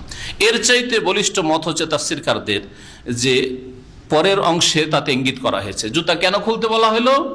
ফাখলা না আলাইক, জুতা খুলো কেন? ইন্নাকা বিল ওয়াদিল মুকাদ্দাস, তুমি পবিত্র ভূমিতেই, পবিত্র উপত্যকায় এসেছো। ওয়াদি বলা হয় দুই পাহাড়ের মাঝখানে সংকীর্ণ নিচু এলাকাকে। এখানে পৌঁছেছো যে এলাকাটির নাম হচ্ছে তুয়া, আর এই জায়গাটা পবিত্র, সুতরাং তুমি জুতো খুলে এসো। আল্লাহ পাক রব্বুল আলামিনের এই হুকুম এই জন্য হয়েছিল। ওয়ান আখতারতুকা, আর আমি তোমাকে মনোনীত করেছি। কিসের জন্য মনোনীত করেছি? নবী রসুল করবো সেই জন্য মনোনীত করেছি। ওয়ান আখতারতুকা, যেমন অন্য যে বলছে ইয়া মুসা ইন্নী ইসতাফাইতুকা আলান নাস, ইসতাফাইতুকা আলান নাস বিরিসালাতি ওয়া বিকালামি, আমার রিসালাত আর আমার কথা, তোমার সাথে কথা বলবো, তোমাকে কথা বলার জন্য মনোনীত করেছি। আর কারো সাথে আমি কথা বলিনি, তোমার সাথে কথা বলবো। আর আল্লাহ পাক নবী মুহাম্মদ সাল্লাল্লাহু আলাইহি সাল্লামের সাথে মেরাজে কথা বলেছেন। নবী করিম সাল্লাল্লাহু আলাইহি সাল্লাম এই মর্যাদা হাসিল করেছেন। ওয়া আনা আখতারতুকা, আমি তোমাকে ইখতিয়ার করেছি, মানে বাছাই করেছি। ফাস্তামি লিমা ইউহা, সুতরাং যা ওহী করা হচ্ছে তা তুমি মনোযোগ সহকারে শ্রবণ করো। সামিয়া মানে শুধু শোনা, আর ইস্তামা বা ইফতিয়াল মানে মনোযোগ সহকারে শোনা। এমনি শুনছেন আপনি, গাড়িতে যাচ্ছেন, গল্প করছেন, শুনছেন, ওইদিকে রেডিওতে হয়তো তেলাওয়াত আসছে, এই শোনা। আর ইস্তামা মানে হচ্ছে মনোযোগ দিয়ে শোনা। গল্প বন্ধ করেন, মন লাগিয়ে শোনেন, কানটাকে খাড়া করেন, তারপর শোনেন, এটা হচ্ছে শোনা। এখানে শোনা দুই রকম। কিছু লোক আছে ঝিমাচ্ছে, শুনছে, ওরা শুনছে শুধু, কিছু বুঝে না, ভিতরে নামে না। যদি জিজ্ঞাসা করেন কি শুনলেন, কিছু বলতে পারবেন না। আর ইস্তেমা মানে হচ্ছে মনোযোগ সহকারে মন লাগিয়ে শোনা, এবং শোনার পরে ভিতরে নামাবার চেষ্টা করা, উপলব্ধি করার চেষ্টা করা, মেমোরিতে রাখার চেষ্টা করা। ফাস্তামি লিমা ইউহা, যা ওহী করা হচ্ছে তা মনোযোগ সহকারে শোনো। ইন্নানি আনাল্লাহ, নিশ্চয় আমি আল্লাহ। লা ইলাহা ইল্লা আনা, আমি ছাড়া কেউ আর সত্য মাবুদ নেই। প্রথম ফরজ এটি। এই জন্য মুসা আলাইহিস সালামকে আল্লাহ পাক প্রথম, অন্য কোন কথা বলছেন না, ইসলামের বিধিবিধান, ইমানের বিধিবিধান, বলছেন কি লা ইলাহা ইল্লা আনা, আমি ছাড়া আর কেউ সত্য মাবুদ নেই। ফাবুদনি, সুতরাং একমাত্র আমার ইবাদত করো। ইবাদতের মধ্যে নামাজ শামিল, কিন্তু নামাজ ইবাদতের শুরু, অন্তরের ইবাদত, জবানের ইবাদত, স্বীকৃতির মাধ্যমে লা ইলাহা ইল্লাল্লাহ দিলেন আপনি, এটা হচ্ছে প্রথম ফরজ। এর মাধ্যমে আপনি নিজেকে মুসলিম বলে ঘোষণা করলেন যে আমি মুসলিম, আমি আত্মসমর্পণকারী, আমি মুমিন বিশ্বাসী, আমি কাফের, মুনাফিক, মুশরিক নই। এর প্রমাণ, বাস্তব প্রমাণ, এটাকে টিকিয়ে রাখা প্রথম হচ্ছে 5 ওয়াক্ত সালাত, নামাজ। প্রথম রোজা, যাকাত, দান খায়রাত করি, মসজিদ মাদ্রাসা করি, অনেক নেক কাজ করি, কিন্তু নামাজটাই শুধু পারি না। আজকালকার অনেক মুসলিম পয়সাওয়ালাদের অবস্থা, নেতাদের অবস্থা, এমনি দুনিয়াদারদের অবস্থা, নামাজটাই পড়ি না, বাকি মা বাবাকে প্রতি মাসে পয়সা পাঠায়। কখনো নাজাত পাবেন না। বিনা নামাজে কোনো ব্যক্তি নাজাত পাবে না, ভালো করে শুনে রাখেন। আল্লাহর কসম করে বলছি, এটাই কোরআন হাদিসের কথা, এটা আমার ঈমান। বিনা 5 ওয়াক্ত নামাজে, 4 ওয়াক্ত 3 ওয়াক্ত দিয়ে নাই, বিনা 5 ওয়াক্ত নামাজে কখনো নাজাত পাবেন না। সেই জন্য আল্লাহ পাক রব্বুল আলামিন প্রথমখানেই লা ইলাহা ইল্লাল্লাহর পরেই বলছেন ফাবুদনি, আমার ইবাদত করো। আর ইবাদতের প্রথম শুরু হচ্ছে ওয়াকিমিস সালাতা লিযিকরি, সালাত কায়েম করো আমার স্মরণের উদ্দেশ্যে, আমার জিকিরের উদ্দেশ্যে, আমাকে স্মরণ করার উদ্দেশ্যে কি করো? আকিমিস সালাহ, সালাত কায়েম করো, নামাজ প্রতিষ্ঠা করো। তাহলে নামাজ কায়েম করা হচ্ছে আল্লাহ পাক রব্বুল আলামিনের সবচেয়ে বড় জিকির, সবচেয়ে বড় জিকির আকিমিস সালাতা লিযিকরি। এটা হচ্ছে একটা তাফসীর লিযিকরির। আর কেউ কেউ তাফসীর করেছেন লিযিকরির, যেমন নবী করিম সাল্লাল্লাহু আলাইহি ওয়াসাল্লাম একটা হাদিস দ্বারা ওর সমর্থন পাওয়া যায়, দ্বিতীয় তাফসীর হতে পারে। আর একটা তাফসীর আরেকটা তাফসীর সংঘর্ষিত না হইলে সবগুলি ঠিক রাখা যেতে পারে, এটাও ঠিক ওইটাও ঠিক। তাফসীরের ক্ষেত্রে কোরআন হাদিস বিরোধী নয়, সেই আকীদা ইসলাম বিরোধী নয়, সুতরাং দুটোই তাফসীর আপন জায়গায় ঠিক। আকিমিস সালাতা লিযিকরি, নামাজ কায়েম করো আমার স্মরণ হলে, লে লাম ওয়াক্তের জন্য, সময় নির্ধারণের জন্য, লে জিক্রি মানে লে ওয়াক্তে জিক্রি, যখনই আমার স্মরণ হবে, আমার স্মরণ তোমার আসবে, তখনই নামাজ কায়েম করো। তাহলে যখনই আল্লাহর কথা স্মরণ আসবে তখন নামাজে লেগে যাও। এটা হচ্ছে আর একটা তাফসীর। এই তাফসীরটা মানুষ যখন নামাজ ভুলে যায়, ভুলে গেছে একদিন যখন নামাজ পড়তে, আসর নামাজ পড়তে ভুলে গেছে, যে কোনো নামাজ হোক না কেন, অনেক সময় ভুলে যায় এরকম। বিশেষ করে জামাতটা ছুটে গেল, রাস্তার ভিড় ভাড়ে, আর তারপরে আচ্ছা বাসা গিয়ে পড়ে নেও। বাসা গিয়ে পড়বেন কি, গিয়ে গরমে গিয়েছেন, ঠান্ডা হয়ে খেয়ে দিয়ে ঘুমিয়ে পড়েছেন। আসরেও মনে হয়নি, মাগরিবে মনে হচ্ছে, এশাই মনে হচ্ছে, আরে আজকে জোহরটা কোথায় পড়লাম, কোন মসজিদে পড়লাম, চিন্তা করতে করতে দেখলাম না কোনো মসজিদেই পড়িনি, বাসায় পড়লাম, বাসায় তো পড়িনি, ওই যে রাস্তায় ছিলাম তখন জামাতটা হয়েছিল। হয় না, হয় না, এরকম হতে পারে। সেই ক্ষেত্রে এই আয়াত প্রযোজ্য। আমার স্মরণ হয়েছে, চট করে এসার সময় স্মরণ হয়েছে, রাত 12টায় স্মরণ হয়েছে যে আমি তো আজকে জোহর পড়িনি, তাড়াতাড়ি তখনই আকিমিস সালাতা লিযিকরি, নামাজ পড়ো। আর ঘুমের ক্ষেত্রে, ভুলে যাওয়ার ক্ষেত্রে, আর ঘুমের ক্ষেত্রে অনিচ্ছাকৃত, ইচ্ছা করে না, ইচ্ছা করেই সকাল 8টায় ডিউটি, 8:30টায় 9টায়, আর ইচ্ছা করে আপনি 8টার সময় অ্যালার্ম লাগিয়েছেন, উঠবো, ডিউটিও হবে, নামাজটাও পড়া হবে না, হারাম, কাবিরা গুনাহ, বরং এইরকম নামাজ হবে না। শুনে রাখেন, ইবনে তাইমিয়া রাহমাতুল্লাহ আলাইহি, বড় মুহাক্কিক গবেষক, বলছেন কোন ব্যক্তি ইচ্ছে করে যদি ওয়াক্ত পার করে দেয় তাহলে সেই নামাজ আর কবুল হবে না, কাজা করল, সে কুফরি করেছে, সুতরাং তার তওবা করা ছাড়া আর কোনো রাস্তা নেই, অনুতপ্ত হওয়া, তওবা করা ছাড়া কোনো রাস্তা আর কবুল হবে না। ইচ্ছে করে, তার ইচ্ছে করে কেউ যদি শুয়ে থেকে ইচ্ছা করে সময় পার করে, আজকে খেলাটা দেখে নি, আজকে এই কাজটা সেরে নি, হিসাব নিকাশ সেরে নি, অমুকের কাছে একটা কাজ আছে, কাজটা সেরে নি, পরে নামাজটা পড়ে নেবো। আর নামাজের অক্ত পার করে দেওয়া মানে যেমন আসর নামাজ সূর্য ডুবিয়ে দিলাম, এশার নামাজ রাত 11-12টায় পড়ছে, অর্ধেক রাত 11টা 11টার মধ্যে হয়ে যাবে, তার আগেও হয়ে যাবে অনেক সময়। ফজর নামাজ সূর্য উঠিয়ে দিল, ইচ্ছে করে যদি করে তাহলে সেই নামাজ কবুল হবে না। কারণ আল্লাহ পাক সময়ের সময় শুরু এবং শেষ নির্ধারণ করেছেন, আপনার মনের উপর ছেড়ে দেননি, মনের পূজারী আপনি। প্রিয় নবী মুহাম্মদ রাসূলুল্লাহ সাল্লাল্লাহু আলাইহি ওয়াসাল্লাম বলেছেন এইরকম লোকদের ক্ষেত্রে, মান্নামা আন সালাতিন আও নাসিয়াহা, কোন ব্যক্তি যদি নামাজের সময় অনিচ্ছাকৃত ঘুমিয়ে থেকে যায়, নামা আন সালাতিন আও নাসিয়া, অথবা ভুলে যায়, নামাজ ভুলে গেছে, ফালিয়ুসাল্লিহা ইযা যাকারাহা, যখনই নামাজটা স্মরণ আসবে যে আরে নামাজ তো পড়িনি, অথবা যখনই ঘুম ভাঙবে সেই সময় নামাজ পড়ে নেবে। ফাইন্না যালিকা ওয়াক্তুহা, এই নামাজটা যেটা অনিচ্ছাকৃত ঘুমিয়ে থেকে যাওয়া অবস্থায় চলে গেছে, যখনই জাগলো সেটাই হচ্ছে তার টাইম। ফাইন্না যালিকা ওয়াক্তুহা, কত সুন্দর কথা। কারণ নিরুপায়, আপনি ইচ্ছা করে আসলে ছাড়েননি, ঘুমই ভাঙেননি, চেষ্টা করেছেন, তার মানে চেষ্টা রাখতে হবে, অ্যালার্ম লাগিয়ে রাখতে হবে, সাথে বন্ধুদের বলে রাখতে হবে, তারপরেও কখন যে বন্ধ করেছে বলতেই পারবেন না, কখন অ্যালার্ম বন্ধ করেছে হয়তো। এর জন্য হাতের নাগালে রাখবেন না, দূরে রাখবেন, অ্যালার্ম ঘড়ি অথবা মোবাইল একটু দূরে রাখবেন, উঠে দাঁড়িয়ে বন্ধ করতে হবে, আবার ফিরে এসে আচ্ছা একটু লম্বা হয়ে নি না, কখনো করবেন না এরকম। এইরকম যারা করে তাদেরই জামাত ছোট। ফাইন্না যালিকা ওয়াক্ত, এটাই হচ্ছে ওয়াক্ত। অনিচ্ছাকৃত ঘুমিয়ে থেকে গেছিলেন, অনিচ্ছাকৃত ভুলে গেছিলেন, যখনই স্মরণ হয়েছে সেটাই হচ্ছে তার ওয়াক্ত। লা কাফারাতা লাহু ইল্লা যালিক, এর কোনো কাফারা নেই, মানে কোনো গুনাহ হবে না যদি এইরকম যদি অবস্থা হয় তাহলে, কারণ আপনার সাধ্যের বাইরে সেটা ছিল। আল্লাহ পাক রব্বুল আলামিন ইরশাদ করছেন, ইন্নাস সাআতা আতিয়াতুন, নিশ্চয়ই কিয়ামত আসবেই আসবে। কিয়ামত অনিবার্য, আতিয়াতুন আকাদু ফিহা, আমি সেটাকে গোপন রাখতে চাইছি। আল্লাহ বলছেন কিয়ামত আমি গোপন রাখতে চাইছি, কোনো মানুষকে জানাতে চাইছি না। কোনো নবী রাসূলকে আল্লাহ জানানি। নবী মুহাম্মদ সাল্লাল্লাহু আলাইহি সাল্লামকে লক্ষণ জানিয়েছেন, ছোট লক্ষণ অনেকগুলি, বড় লক্ষণ দাজ্জাল আসবে, ঈসা আলাইহিস সালাম আসবেন, আর ইয়াজুজ মাজুজ এই সেই হবে, কিন্তু এ কথা বলেননি যে এত সালে কিয়ামত হবে, কথা বলেননি। অমুক দিনে অমুক বছরে কিয়ামত হবে, আর পৃথিবীর বয়স উদাহরণস্বরূপ 2000 বছর আছে না, আল্লাহ বলেননি, কাউকে বলেননি। আল্লাহ আকাদু ফিহা, আমি এটাকে গোপন রাখতে চেয়েছি। মানুষের মতটা ওই রকমই, কারণ প্রত্যেক মানুষের মৃত্যুটা কিয়ামত কিন্তু ওর জন্য। এখন আল্লাহর সামনে দাঁড়াবার প্রস্তুতি শেষ, এখন দাঁড়াবো, আরে এখন কর্ম নেই, মত চলে এসছে, যেদিন মতের দিন চলে আসবে আপনার আমার, সেই দিন আর কোনো কর্ম নেই, তওবা নেই, সংশোধন নেই, সেই দিন এখন কিয়াম, দাঁড়াও আল্লাহর সামনে, এখন যাও কবরে, এখন হিসাব দিতে হবে। ফাইন্নাহু কাদ আফযা ইলা মা কাদ্দাম, নবী সাল্লাল্লাহু আলাইহি ওয়াসাল্লাম বলছেন যে মারা গেছে আর ওকে গালমন্দ করিও না, ওর সম্পর্কে আর খারাপ সমালোচনা করিও না, যা করেছে পেয়ে গেছে। আফযা ইলা মা কাদ্দাম, ওখান পর্যন্ত পৌঁছে গেছে যা পৌঁছিয়েছিল আল্লাহর কাছে, যেসব পাপ পৌঁছিয়েছিল ওই পাপের কাছে পৌঁছে গেছে, পাপের পরিণাম পেয়ে গেছে, শুরু হয়ে গেছে মৌতের সাথে সাথে।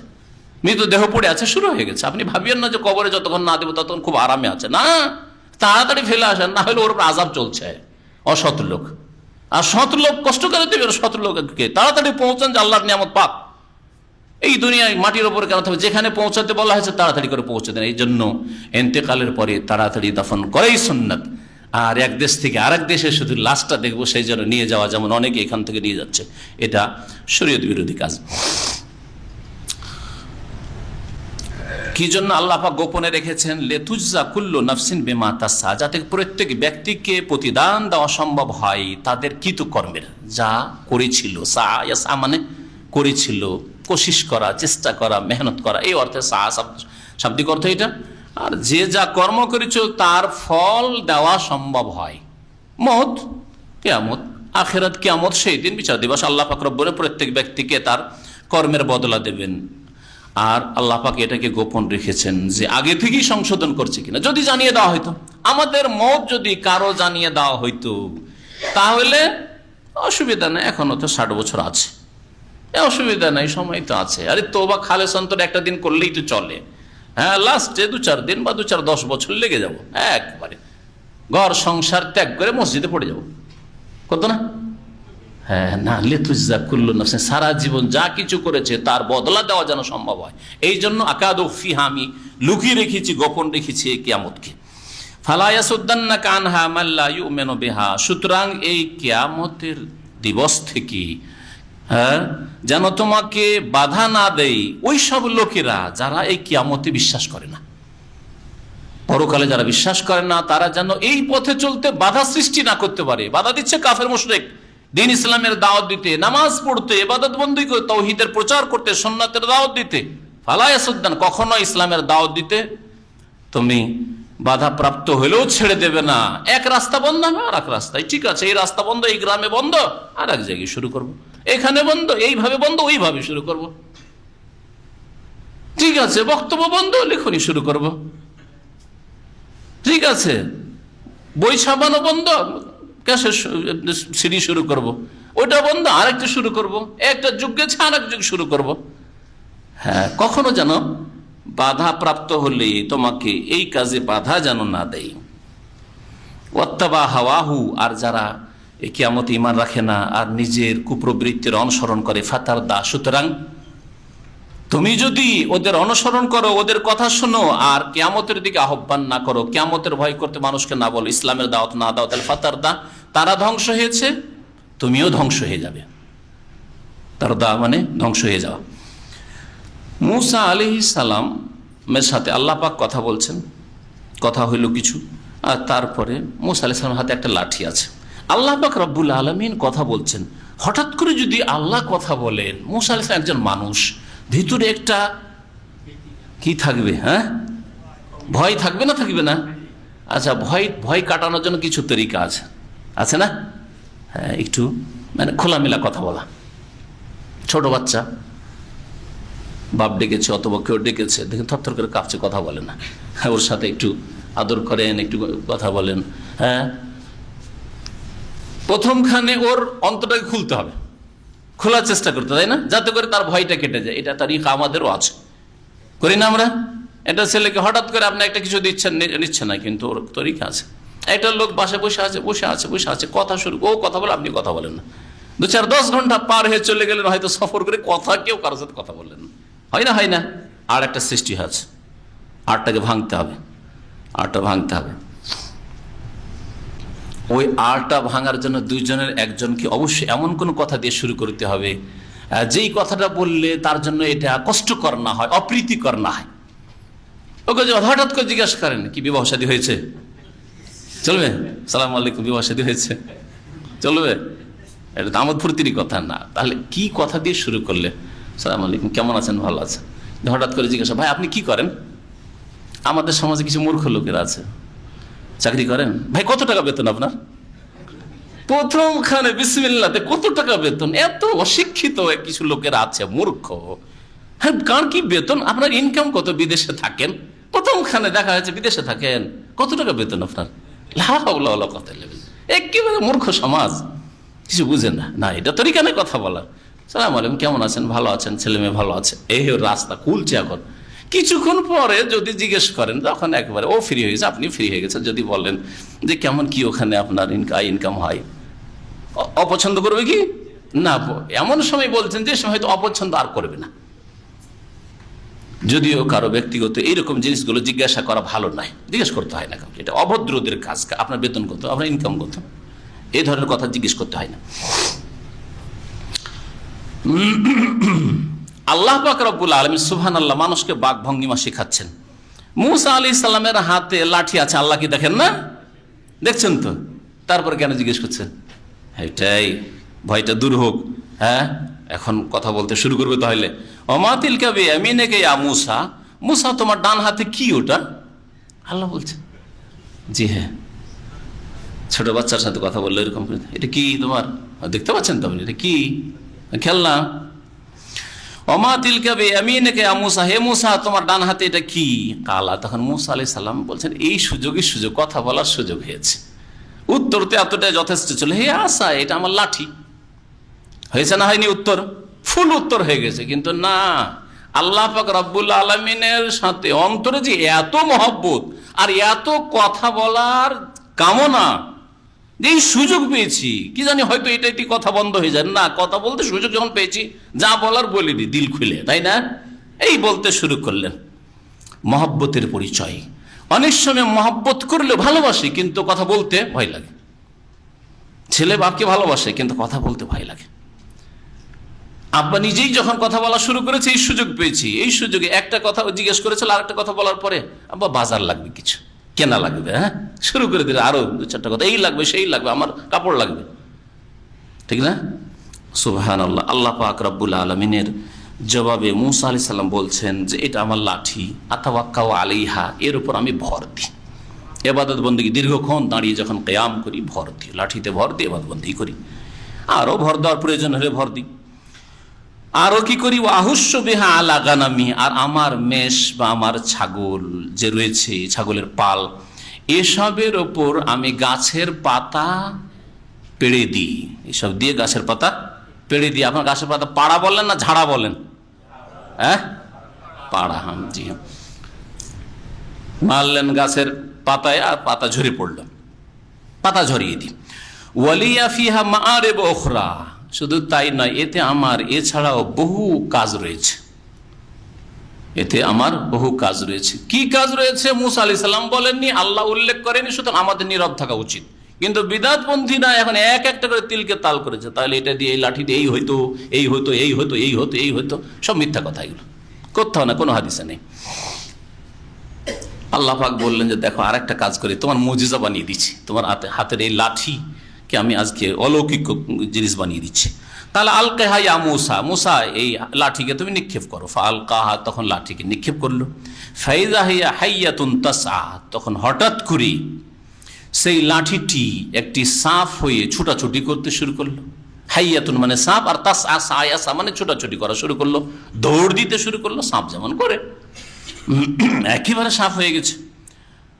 মুসা আলাইহিস সালাম তো ভয় পেয়েছেন, আল্লাহ এখানে সংক্ষেপ করে দিয়েছেন। মুসা আলাইহিস সালাম পালাইতে শুরু করেছে, এমন পালাইছেন যে একটু ঘুরেও দেখেন না, কিন্তু এখানে উল্লেখ করা হয়নি, অন্য আয়াতে এসব উল্লেখ করা হয়েছে।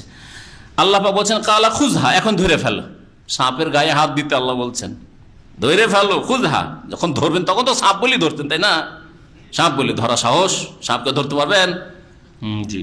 কালা খুযহা, ধরে ফেলো ওকে, ওয়ালা তাখাফ, আর ভয় করিও না, সানুঈদুহা সিরাতাল উলা, শীঘ্রই আমি এই লাঠিটিকে তার আপন রূপে, প্রথম রূপে আমি ফিরিয়ে দেব।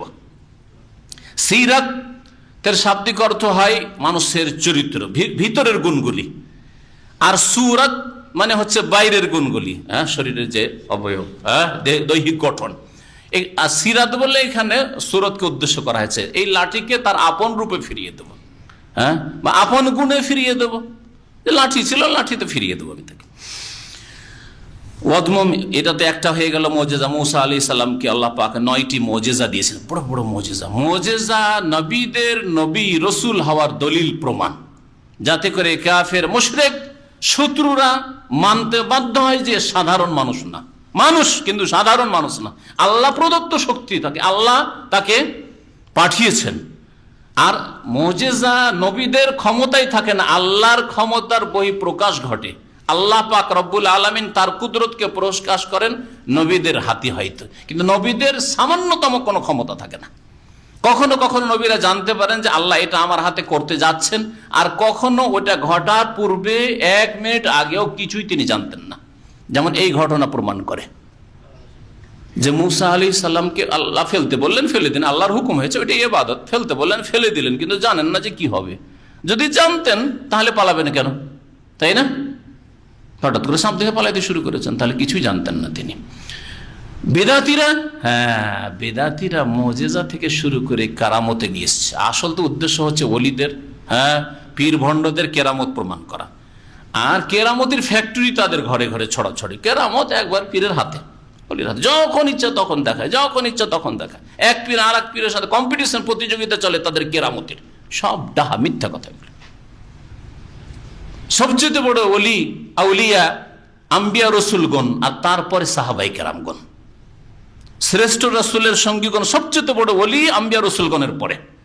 আম্বিয়া রসুলগণ খোঁজ খবর রাখছেন না, আর হইলেও আল্লাহ পাকের কুদরতে হচ্ছে, তাদের কুদরতে হচ্ছে না।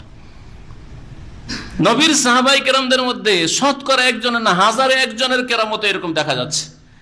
আর এদের বিগত কয়েকশো বছরের বুজুর্গানের দিনে, বিদাতীদের বুজুর্গানের দিনে দেখেন যে কেরামতির শেষ নাই, কেরামতির শেষ নাই। ওই জন্য কেউ বলেছে এই বিদাতীদের সম্পর্কে যে এই তোমাদের 50-100 বছরের মধ্যে যতগুলি বুজুর্গানের দিন এসছে তাদের এত কেরামতে ছড়াছড়ি, তো বর্তমানে তো ওদের কিছু প্রজন্ম বাকি আছে, তো বর্তমানগুলি দেখাও, যে বর্তমান অমুক হুজুরে কিবলা আর তার এই কেরামতি ছড়াচ্ছে, দেখাও না। ওগুলো কোথায়? আবার প্রেজেন্ট নেই, কথা বলছেন। ওদিকে সাহাবাই কেরামদের জামানায় হাদিস পাওয়া যায় না, তাবেঈনদের জামানায় একেবারে খুবই কম, শুধু কমই না, হাজারে একটাও না। আর এই 100-200 বছর, আর সবগুলি প্রায় ভারত উপমহাদেশ, যতগুলি কেরামতের ছড়াছড়ি সবগুলি ভারত উপমহাদেশ। অমুক পীরের এই কেরামত, অমুক হুজুরে কিবলার এই কেরামত, অমুকের এই কেরামত। আর কেরামত কেউ জাহাজ উদ্ধার করলো, কেউ ছেলে দিয়ে দিল, কেউ একবারে জীবিত হয়ে চলে আসলো, আসার পরে ঝগড়া মিটিয়ে গেল। আস্তাগফিরুল্লাহ ওয়া আতুবু ইলাইহি। এইসব শিরকি আকীদা, শিরকি আকীদা। তাদের ক্ষমতা। বিদাতি আর কোরআন সুন্নাহ অনুসারীদের মাঝে পার্থক্য যে তাদের কাছে মুজিজা কেরামত নিজের হাতে থাকে, তাদের ওলিয়া যখন ইচ্ছা প্রকাশ করতে পারে। আহলে সুন্নাত ওয়াল জামাত বলছেন না, আল্লাহ পাকের হাতে, আল্লাহ পাক ইচ্ছা করলে নবীর হাতে প্রকাশ করেন, সেটার নাম মুজিজা। আর যদি নবী ছাড়া অন্য কারো কোনো সৎ লোকের হাতে প্রকাশ পায়, সেটার নাম হচ্ছে কারামত। আর অসৎ লোকদের মাধ্যমে যারা শিরক করে, যারা বিদআত করে, যারা বেনামাজি, যারা নাপাক হয়ে থাকে, যাদের বিভিন্ন পাপে জড়িত, মহিলাদের সাথে অবাধ মেলামেশা করে, মহিলা মুরিদিনী তৈরি করে, তাদের নির্জনতা অবলম্বন করে, বলছে কেরামতি। তো কি বলবেন? এগুলিকে বলা হয়েছে সেহের, জাদু। এদের অধিকাংশ জাদুকর, আর না হলে আল্লাহ পাকের পক্ষ থেকে ইস্তিদরাজ। ইমাম ইবনে তাইমিয়া রাহমাতুল্লাহ বলছেন আল্লাহর পক্ষ থেকে এদেরকে ঢিল দেওয়া হয়েছে। এই বড় মাছ জাহান্নামের, এই জাহান্নামে যেহেতু একে নিক্ষেপ করতে হবে, সুতরাং এই বড় মাছকে বংশীতে ধরলে ওকে খেলাইতে হয়, কিছুক্ষণ খেলিয়ে নিস্তেজ করতে হয়। ঠিক আছে, ছাড়া আছে। তো এদেরকে আল্লাহ পাক ঢিল দিয়েছেন, অবসর দিয়েছেন, খুব শিরকুফরি করো আর শিরকুফরি প্রচার করো। আল্লাহ পাক রব্বুল আলামিন ইরশাদ করছেন যে ওয়াজমুম ইয়াদাকা ইলা জানাহিক, দ্বিতীয় মুজিজা মুসা আলাইহিস সালামের। হে মুসা, তুমি তোমার হাতকে তোমার বগলে নিয়ে আসো, বগলের সাথে মিলাও। দাম্মা ইয়াজুম থেকে ওয়াজমুম মানে দাম্মা ইয়াজুম মানে মিলানা, মিলানো। ওয়াজমুম ইয়াদাকা, তোমার হাতকে নিয়ে আসো, এলা জানাহিক, তোমার বগলে মানে বগলের ভিতরে নিয়ে আসো। এইভাবে তাখরুজ বায়দা, সেটা উজ্জ্বল হয়ে বেরিয়ে আসবে, বেরিয়ে আসবে উজ্জ্বল, বায়দা উজ্জ্বল হয়ে, শুভ্র হয়ে, মিন গায়রি সুইন, কিন্তু দোষ মুক্ত, কোনো রোগের কারণে নাই। সাদা অনেক সময় হয়, যেমন শ্বেত রোগ, শরীর সাদা হয়ে যায়, সেটা রোগ। আর তোমার হাত যে বেরিয়ে আসবে, এটা মিন গায়রি সুইন, কোনো ব্যাধি নয়, কোনো রোগ না, রোগমুক্ত হই, দোষমুক্ত হই। আয়াতা নখরা, এটা হচ্ছে দ্বিতীয় নিদর্শন, দ্বিতীয় মুজিজা। লেনোরিয়াকা মিন আয়াতিনাল কুবরা, যাতে করে আমি তোমাকে আমার বড় বড় নিদর্শন সমূহের কিছু দেখাই। আমার নিদর্শন কে? আল্লাহ কে বলছেন? আল্লাহ বলছেন এগুলি আমার নিদর্শন, তোমাকে দেখায়, এগুলি তোমার নিদর্শন নয়, তোমাকে আমি দিয়েছি। ইযহাব ইলা ফিরআউনা ইন্নাহু তাগা, যাও ফিরআউনের কাছে, সে সীমা লঙ্ঘন করেছে। যখন ফিরআউনের কাছে যেতে বলে, সুবহানাল্লাহ, হুকুম হচ্ছে, এখন রাস্তাতে আছেন, মিশর পৌঁছেননি, মায়ের সাথে দেখাই হয়নি, পরিবার কোথায় রাখবো না রাখবো খবর না, এখন হুকুম যে যাও ফিরআউনের কাছে যাও। অথচ ফিরআউন হত্যা করার জন্য খোঁজ করো, খোঁজ করো, কোথায় কোথায় সে খুরি কোথায়? চলে এসছেন, 10 বছর কাটিয়ে যাচ্ছেন, ওই ফিরআউনের কাছে যেতে হবে। কি বুঝছেন? বাহ্যিক, সরাসরি গেলেই তো গলাটা কেটে নেবে, তাই না? কিন্তু আল্লাহ যদি রক্ষা হেফাজত করেন, তাহলে কেউ কিছু করতে পারবে না। আল্লাহর হুকুম স্পেশাল। আপনাকে বলা হচ্ছে না যে আপনি এইভাবে আপনি নিজেকে এরকম ঝুঁকিতে ফেলেন, কিন্তু আল্লাহ যদি হুকুম হয়ে থাকে যে এই কাজ করো, আপনি আপনার মেহনত করার পরে বাকি পরিণামটা আল্লাহর জন্য ছেড়ে দেন। আল্লাহর হুকুম হয়েছে, আল্লাহ যখন হুকুম হয়েছে, এই আর চিন্তা করার সময় নাই যে হাই আল্লাহ ওই জালেমের কাছে কি করে যাব, যে জালেম তো আমাকে তলাশ করছে।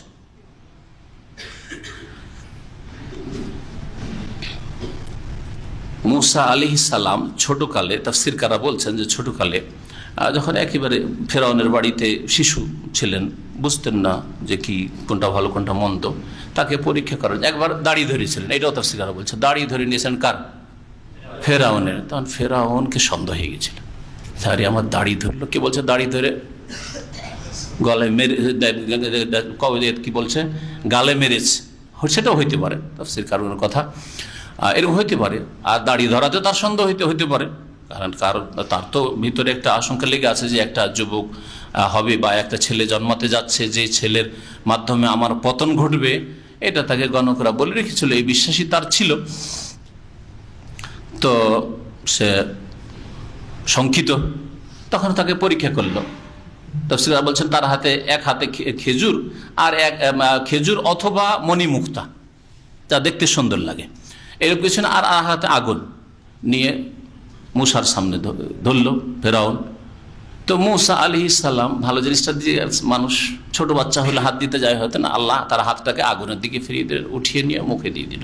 তাতে জিভা একটু পুড়ে যাওয়ায় এই বাল্য জীবন থেকে কথায় জড়তা চলে এসেছিল, তোতলা তিনি হয়ে গেছিলেন, কথা স্পষ্ট হইতো না, কথায় জড়তা ছিল। এই জড়তা নিয়ে এক, আর দ্বিতীয় অন্তরে ভয় যে আমাকে পেলেই তো খুন করবে, ফেরাউন তো তলাশ করছে, মুসা কেমন করে পৌঁছিব।